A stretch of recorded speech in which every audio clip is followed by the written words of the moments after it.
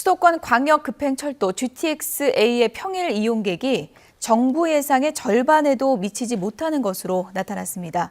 주요 역들이 아직 개통되지 않은 이유도 있지만 기존 역의 접근성과 인프라가 아직 부족하다는 지적이 나오고 있습니다. 차유정 기자입니다. 지난달 32일 개통을 시작한 GTX-A. 동탄에서 수서까지 19분이면 이동이 가능해 이른바 수도권 30분대 출퇴근 시대에 막을 열었다고 주목받았습니다. 생각보다 자리도 많고 이용하기도 편리해가지고 환승도 가능해서 좋았습니다. 그러나 초반 이용률이 기대에 훨씬 미치지 못하고 있습니다.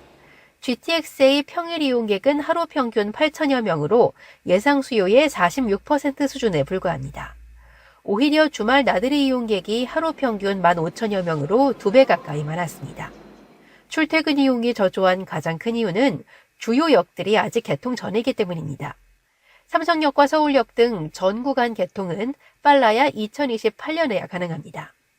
정부는 승객들이 GTX를 새 교통수단으로 인식하고 이용하기까지 최소 1년은 걸릴 것으로 보고 있습니다.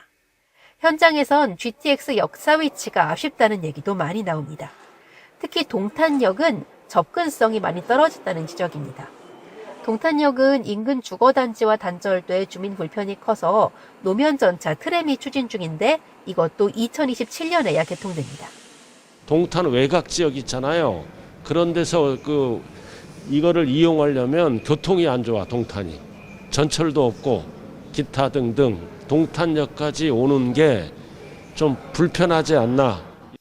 전문가들은 GTX가 지하 40-50m 밑에서 운영되는 만큼 버스 등 지상교통과의 원활한 연계가 필수적인데 아직은 부족하다고 진단합니다.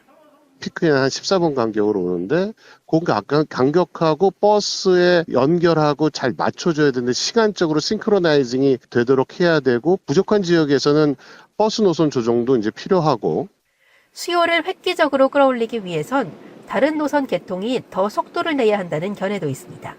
광역급행철도는 규모의 경제가 필요합니다. GTX-A만 가지고는 충분한 효과를 볼 수 없기 때문에 BCD가 가능한 한 빠르게 개통이 돼서 개통 초기인 만큼 추이를 지켜봐야겠지만 모니터링을 통해 실제 출퇴근 시간을 줄이기 위한 추가 보완책을 마련할 필요가 있어 보입니다. YTN 차유정입니다.